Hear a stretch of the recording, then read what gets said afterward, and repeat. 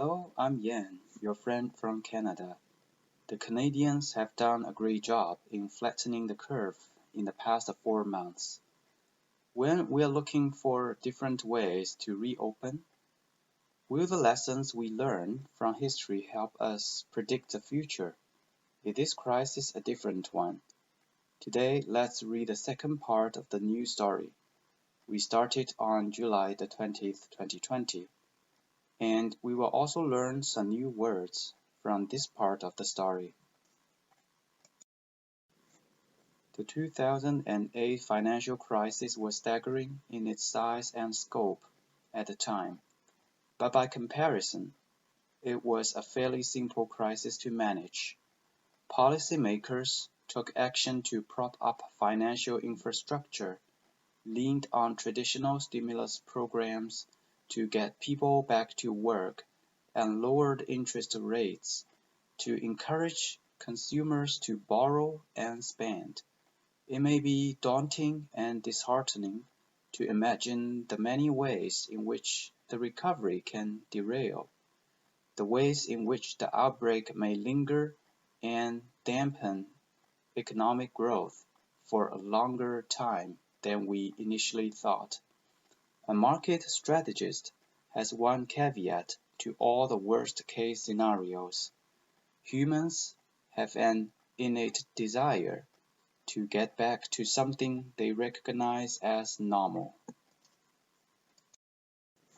The first word is staggering.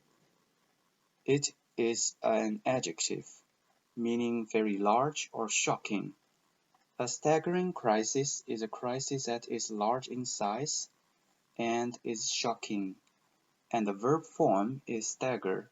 This verb has multiple meanings. It could mean to move or cause someone to move unsteadily from side to side. For example, a toddler staggers toward his parents. And it could also mean to deeply shock someone. For example, Tom was staggered when he realized how difficult the exam was.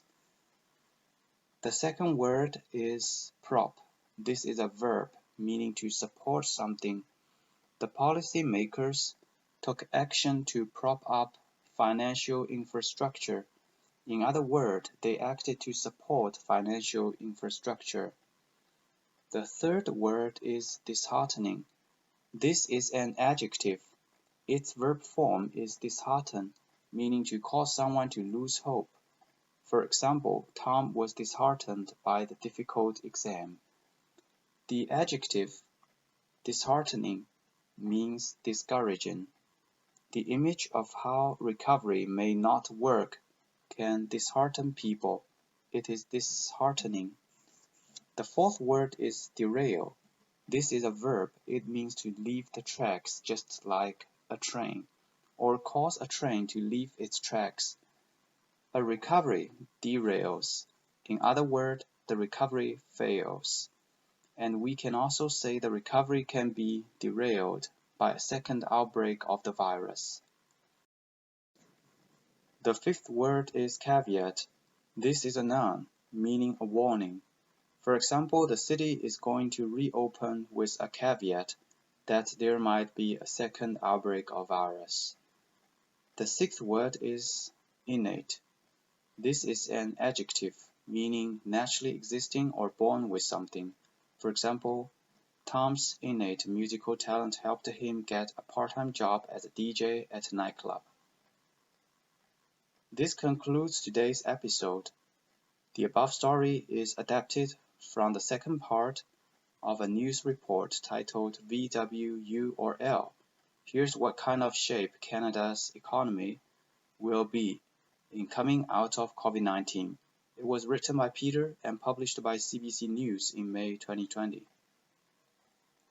It looks like we still have to be watchful when reopening. The pandemic and its damage seem to be unprecedented and dread, but we will never lose hope. In the Bible, John chapter 16, verse 33, I have told you these things, so that in me you may have peace. In the world you will have tribulation, but take courage, I have overcome the world. Let's trust Jesus. That is all. God bless.